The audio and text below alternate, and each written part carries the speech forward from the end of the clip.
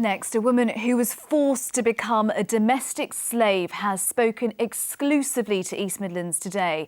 Maria's told her shocking story to raise awareness of how victims are trapped by their abusers. A leading charity says it dealt with 8 victims of domestic servitude here in the East Midlands last year. And the police have told us how another woman was blackmailed and beaten at a house in Nottingham. This special report from our social affairs correspondent, Jeremy Ball.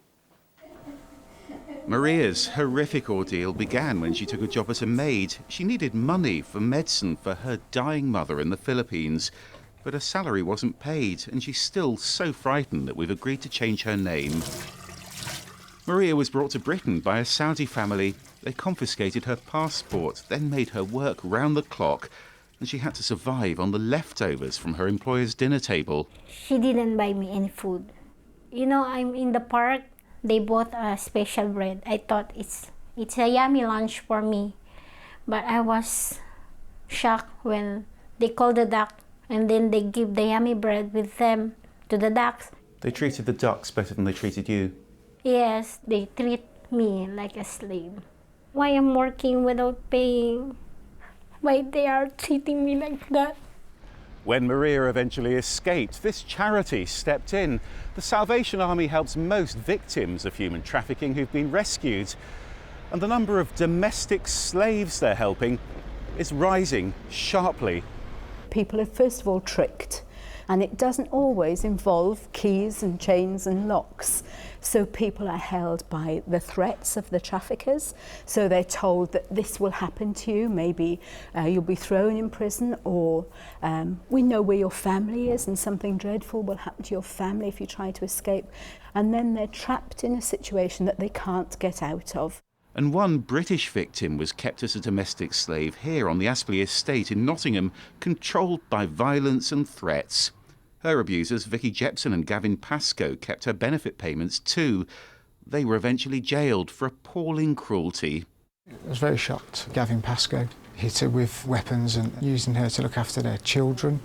They were getting them to do the cooking and the cleaning. She was left to sleep outside in the garden in a duck pen. They had threatened to cause injury to a child if she escaped. She looked quite malnourished, quite underweight. We had to take her back to hospital because she'd sustained a fractured wrist and fractured ribs. And now Maria's being supported by a human trafficking charity called Hestia, but her future's looking bleak. She's facing the threat of being deported, and now deep in debt from the cost of her mother's funeral. I feel like I lost everything. I lost my family, and this time I don't want to lose this justice for myself. I feel I'm not human at all. Maria, with that heartbreaking story. Well, Jeremy's with us now. Jeremy, is this a growing priority now? Yeah, the Salvation Army says it's seen a 4-fold increase in these domestic slavery cases just since 2012. Last year, across the country, they dealt with more than 150 suspected victims. Now, the question is, why are these numbers rising so sharply? Is it just because there's more awareness, because more of these domestic slaves are being identified? Or could it also be because there are more actual victims as well? And the charity says that's a question that's impossible to answer.